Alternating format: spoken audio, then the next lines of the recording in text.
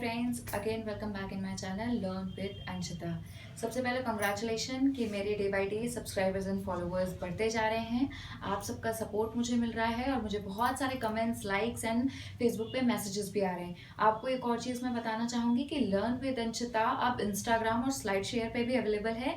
नीचे description box में सारी लिंक्स आपको मिली हुई हैं। अगर अब तक आपने मुझे फॉलो करना शुरू नहीं किया तो प्लीज़ स्टार्ट करिए। अब हम बात करते हैं आज के टॉपिक ऑफ डिस्कशन पे। तो आज का हमारा टॉपिक ऑफ डिस्कशन है फ्लुएंसी। तो बेसिकली जब हम स्पीच की बात करते हैं तो फ्लुएंसी उसका एक कह सकते हो बहुत ही महत्वपूर्ण हिस्सा है। एक प्रकार का फ्लो है, एक प्रकार की स्मूथनेस है, एक प्रकार की कंटिन्यूटी है। तो जब हम बातचीत कर रहे हैं, संप्रेषण कर रहे हैं, विचारों इच्छाओं का आदान प्रदान कर रहे हैं, तो जो उनमें बातचीत के दौरान हमारे शब्दों में या हमारे उच्चारण में एक क्रमिकता आती है, कंटिन्यूटी आती है, एक सहजता आती है, स्मूथनेस आती है, या हमारे ध्वनियाँ, हमारे सिलेबल्स, हमारे शब्द, हमारे कह सकते फ्रेजेस, इनको जो आपस में चीज जोड़े रखती है वो क्या होती है? फ्लुएंसी होती है, प्रवाह होता है। तो basically what is fluency? Fluency that which joins the sound, syllables and words and phrases while speaking. तो इनको क्या होता है? आपस में जोड़ के रखता है। तो कहीं ना कहीं एक स्मूथनेस आती है हमारी स्पीच में। हम किस प्रकार की स्पीच को फ्लुएंट बोलते हैं? जब हमारी स्पीच में एक निश्चित रेट होता है, उच्चारण का एक रेट होता है, किसी भी प्रकार की डिसफ्लुएंसीज, DIS जो वाली जो डिसफ्लुएंसीज है वो नहीं होती, जैसे कि शब्दों को बार बार दोहराना, बीच बीच में अटक जाना, बहुत देर लंबा करके प्रोलॉन्ग करके बोलना, बीच बीच में एकदम से रुक जाना, जैसे कि पॉज जो होते हैं, पॉज है, ब्लॉक्स है, ये सारी चीजों के बिना जो स्पीच होती है एफर्टलेस होती है और रेट हमारा अच्छा होता है, एक रिदमिक पैटर्न होता है, तो इसको हम क्या बोलते हैं? फ्लुएंट स्पीच बोलते हैं। तो ये हो गई हमारी फ्लुएंसी और हमारा फ्लुएंट स्पीच। लेकिन जैसे कि मैंने आपको बताया था कि सामान्य वाणी की जो विशेषताएं होती हैं, जब किसी व्यक्ति विशेष की वाणी सामान्य गुण नहीं धारण करती, असामान्य हो जाती है या असामान्य रूप से आपका ध्यान आकर्षित करती है, तो वो क्या स्थिति होती है? डिसऑर्डर की स्थिति होती है। तो जब फ्लुएंसी सामान्य नहीं होती तो उसमें कौन सी संभावना हो जाती है? फ्लुएंसी डिसऑर्डर की। तो बेसिकली फ्लुएंसी डिसऑर्डर के अंतर्गत क्या होता है, या वह स्थिति होती है जब वाणी का जो प्रवाह है वो सामान्य नहीं होता। अब इसमें क्या क्या समस्या हो सकती है? रेट अनुचित होगा, डिसफ्लुएंसीज के कैरेक्टरिस्टिक्स पाए जाएंगे, जैसे कि रिपीटेशन, प्रोलॉन्गेशन, ब्लॉक्स, हेजिटेशंस। उसके साथ ही साथ बहुत ज्यादा आप अत्यधिक तनाव महसूस करोगे अपने चेहरे की मांसपेशियों में, और मानसिक रूप से भी आप इस तरीके के देखोगे कि एक तनाव है जब हम उच्चारण कर रहे हैं या हम बातचीत कर रहे हैं। कई बार ऐसा भी देखा गया है कि अवॉइडेंस, यानी कि एक तरीके का अलगाव आना शुरू हो जाता है। जिस स्थिति में हमें उच्चारण करना है, हम उस स्थिति को अवॉइड करना शुरू कर देते हैं, दूर भागने लग जाते हैं। साथ ही साथ सेकेंडरीज पाई जाती हैं, एक प्रकार का द्वितीयक लक्षण पाया जाता है। उसमें हो सकता है जैसे आंखों को झपकाना, हाथों को बार बार थपथपाना, अपने शारीरिक रूप से दिखाना कि हाँ कुछ तनाव है जब मुझे उच्चारण करना पड़ रहा, तो इन्हें हम सेकेंडरीज की स्थिति में रखते हैं। तो ये अब तक का हमने डिस्कशन किया about the fluency and fluency disorder. तो जब भी हम उच्चारण कर रहे हैं वाइल स्पीकिंग, एक तरीके का जो ज्वाइन करता है शब्दों को, क्या कहते हैं, हमारी ध्वनियों को, उनको आपस में जो जोड़े रखता है वो फ्लुएंसी है। और जब उसमें डिसफ्लुएंसी के कैरेक्टरिस्टिक्स इत्यादि आते हैं तो वो फ्लुएंसी डिसऑर्डर हो जाता है, और उसके साथ ही साथ वहां पर सेकेंडरीज भी होते हैं। कई बार आपने नोटिस किया होगा, ज्यादातर जब आपकी एग्जाम्स होते हैं, ओरल एग्जामिनेशन होते हैं, या अपने आसपास भी, क्योंकि अगर आप एज ए स्टूडेंट तो अपने आसपास क्लास में भी आपने ऑब्जर्व किया होगा कि जब कुछ स्टूडेंट्स होते हैं उनको टीचर अचानक से करते कि अच्छा खड़े हो जाओ, इसका जवाब दो, तो वो अचानक से मैम वो मैम वो एक तरीके का आप लक्षण देखते होगे कि जिसमें वो व्यक्ति विशेष अटक रहा है, बोलने में उसको बहुत कष्ट हो रहा है, दिक्कत हो रही है, तनाव हो रहा है। वो थोड़ी देर के लिए क्षणिक होता है, वो एक टाइप का, वो उसे फ्लुएंसी डिसऑर्डर नहीं कहेंगे, उसे नॉन फ्लुएंसी कहेंगे। एक क्षणिक स्थिति होती है जब हम डिसफ्लुएंसीज के कैरेक्टरिस्टिक्स को धारण करते हैं। बट जब यही कैरेक्टरिस्टिक्स बहुत ही लंबे समय तक या ज्यादातर हमारी बातचीत में आने लग जाते हैं तो वो कहीं ना कहीं फ्लुएंसी डिसऑर्डर का रूप ले लेते हैं। तो अब हम आगे डिस्कस करेंगे कि कौन कौन से फ्लुएंसी डिसऑर्डर होते हैं। डिसऑर्डर्स में सबसे पहले हम बात करेंगे अबाउट द स्टटरिंग। तो बेसिकली स्टटरिंग एक टाइप का फ्लुएंसी डिसऑर्डर है जो कि कैरेक्टराइज्ड होता है। उसके अंदर कुछ लक्षण होते हैं या उसके अंदर कुछ बिहेवियर्स होते हैं। तो उसमें सबसे पहला हो सकता है रिपीटेशन, यानी रिपीटेशन में जब हम कोई एक पर्टिकुलर ध्वनि, शब्द या फ्रेज को कई बार बार बार दोहरा रहे हैं।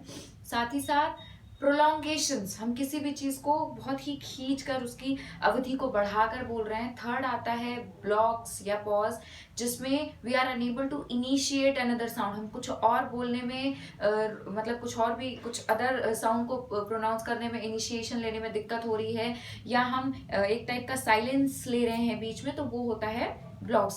तो ये बेसिकली 3 जो मेन डिसफ्लुएंसीज हैं वो स्टटरिंग में पाई जाती हैं।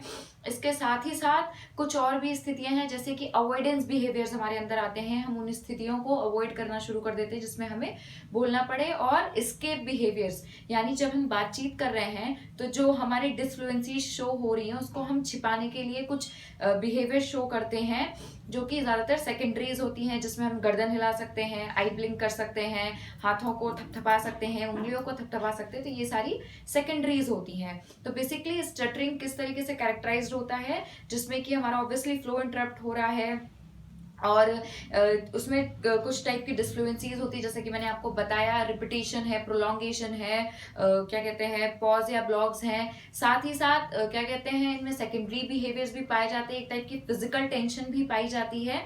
और कहीं ना कहीं ये सारे जो लक्षण हैं हमारे रेट ऑफ स्पीच को प्रभावित करते हैं, उसको स्लो कर देते हैं।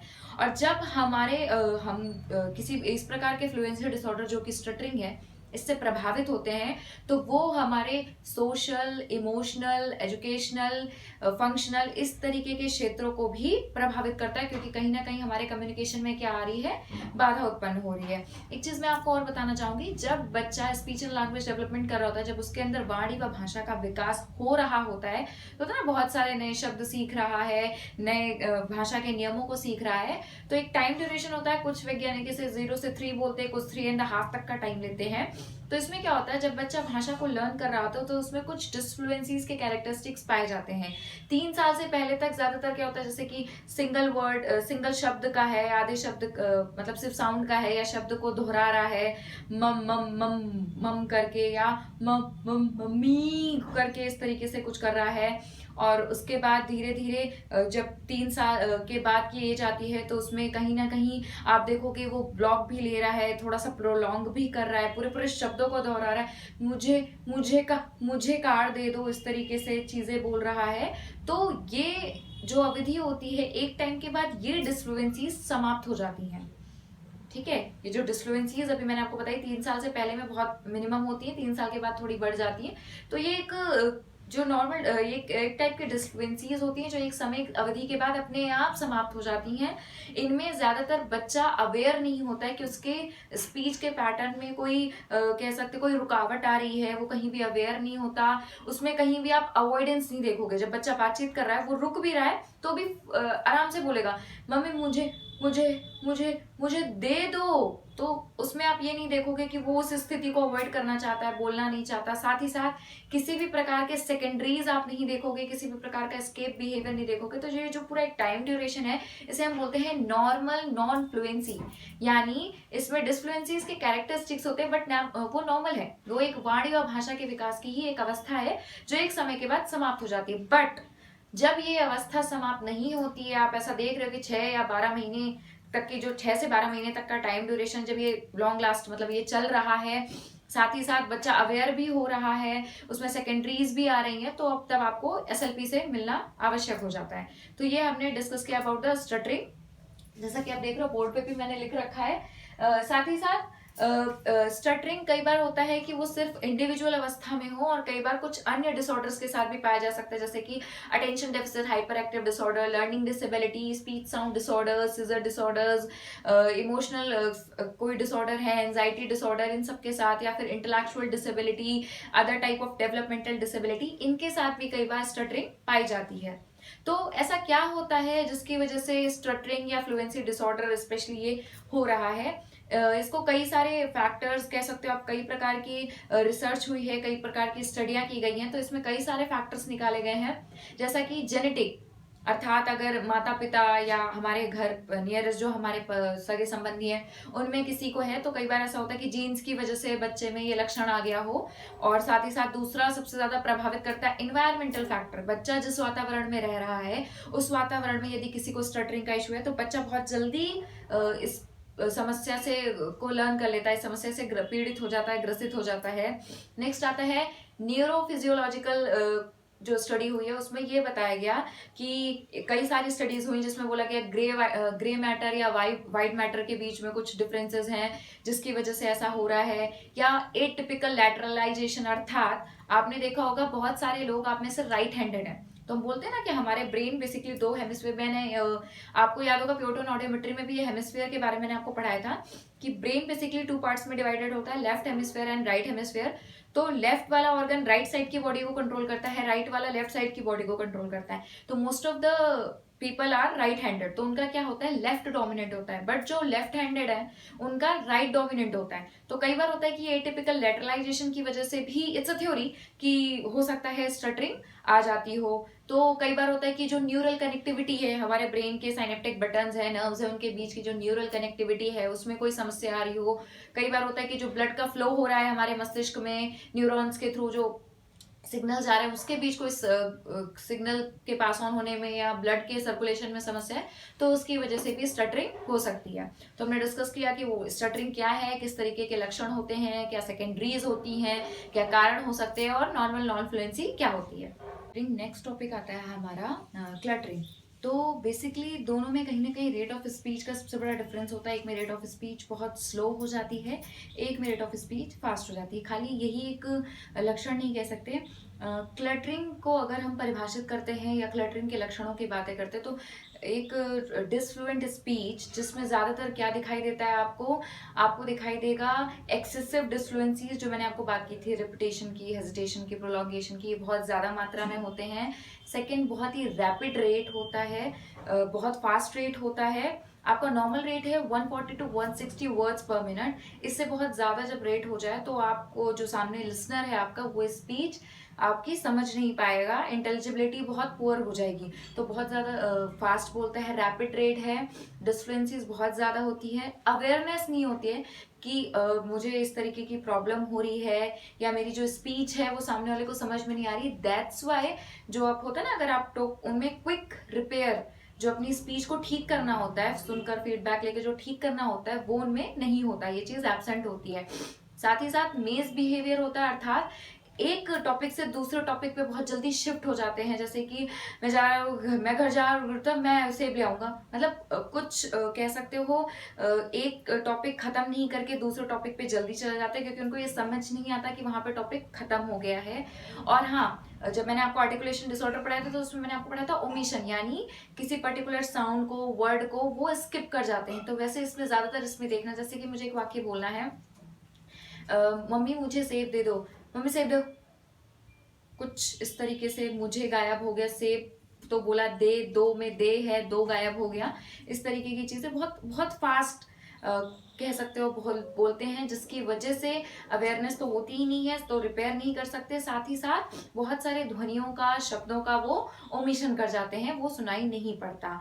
तो ज्यादातर अगर हम कॉजेस की बात करें तो बहुत ज्यादा स्टडीज तो क्लटरिंग पर शो नहीं होती, बट हाँ जो कुछ स्टडीज के हिसाब से बताया गया, पहला तो ऑब्वियसली जेनेटिक बताया गया है कि अगर परिवार में किसी को है, माता पिता सगे संबंधियों को, तो वो बच्चे में आ सकता है। दूसरा एक और बताया गया न्यूरोलॉजिकल कंडीशन, जिसमें हमारे कॉर्टिकल और सब कॉर्टिकल लेवल पे जो ब्रेन एक्टिविटी है उसमें कुछ डिसफंक्शनिंग होती है जिसकी वजह से ये होता है। साथ ही साथ तीसरा सबसे इंपॉर्टेंट बोला गया occurring with other associated condition, यानी कोई ऐसी कंडीशन है जिसकी वजह से कोई कंडीशन है जिसकी वजह से मस्तिष्क की क्रियाएं प्रभावित हो रही है और क्लटरिंग उपस्थित हो जाता है। तो क्या क्या हो सकती है, जैसे ऑडिटरी प्रोसेसिंग डिसऑर्डर है, लर्निंग डिसेबिलिटी है, कह सकते हो आप ADHD है, ऑटिज्म स्पेक्ट्रम डिसऑर्डर है। कई बार स्टटरिंग के साथ तो ऐसा नहीं बोलते, बट हाँ एक दो स्टडीज मैंने पढ़ी जिसमें बोला गया कि स्टटरिंग के साथ भी कई बार क्लटरिंग हो जाता है। तो ये इस तरीके की कुछ स्थितियां। तो बेसिकली क्लटरिंग में क्या होता है, जो हमें भाषा विज्ञान के जो हमारे नियम है, भाषा के हिसाब से जो हमें वाक्य बनाना है, वो नियम प्रॉपर तरीके से हम फॉलो नहीं कर पाते। लैंग्वेज फॉर्मुलेशन, भाषा के निर्माण में समस्याएं होती हैं। भाषा का एक लक्षण होता है प्रैग्मेटिक। मैंने भाषा के जो लैंग्वेज की वीडियो बनाई थी उसमें बताया था प्रैग्मेटिक। भाषा का किस संदर्भ में किस तरह से प्रयोग करना है ये इन्हें नहीं पता होता। और इन सब कारणों की वजह से जो आपका रैपिड रेट है, मेज बिहेवियर है, प्रैग्मेटिक इशू है, लैंग्वेज फॉर्मुलेशन इशू है, इन सब की वजह से डिस्फ्लुएंसीज बहुत ज्यादा है, एक्सेसिव, इन सब की वजह से कहीं ना कहीं रेट, कहीं ना कह सकते हो स्पीच का फ्लो प्रभावित होता है। इसलिए ये एक प्रकार का फ्लुएंसी डिसऑर्डर है। तो अब तक हमने डिस्कस किया इस सेशन में कि फ्लुएंसी क्या होती है, फ्लुएंसी के क्या क्या लक्षण हैं, फ्लुएंसी किस तरीके से एक व्यक्ति विशेष की स्पीच को हम कब फ्लुएंट स्पीच कहते हैं, कब उसका प्रवाह सामान्य होता है, और यदि वह सामान्य नहीं है तो किस प्रकार की विकृतियां होती हैं। हमने 2 डिसऑर्डर्स के बारे में डिस्कस किया, about the stuttering and cluttering. तो मेरा आपको सेशन कैसा लगा प्लीज मुझे कमेंट बॉक्स में बताइए। मेरी वीडियोस को लाइक करिए, ज्यादा से ज्यादा इसको शेयर करिए, क्योंकि स्पीच सब्जेक्ट सभी का है। और कह सकते हैं ऑडियोलॉजी तो सबके नहीं होते, बट हाँ स्पीच एंड लैंग्वेज या कम्युनिकेशन या थेरेपेटिक सब्जेक्ट तो सभी का होता है। तो ज्यादा से ज्यादा इसे फॉरवर्ड करिए। और मेरे चैनल को अब तक अगर अभी तक सब्सक्राइब नहीं किया है तो प्लीज करिए। और हाँ बेल आइकन को जरूर प्रेस करिए, जो कि मेरी अगर न्यू वीडियो आती है तो आपको तुरंत पता चल जाए। साथ ही साथ नीचे आपके डिस्क्रिप्शन बॉक्स में सारी लिंक्स मेरी दी हुई हैं। अब तक अगर आपने मुझे फॉलो करना शुरू नहीं किया तो प्लीज मुझे वहां पर फॉलो करिए। तो अब हम नेक्स्ट सेशन में मिलते हैं, तब तक के लिए थैंक यू।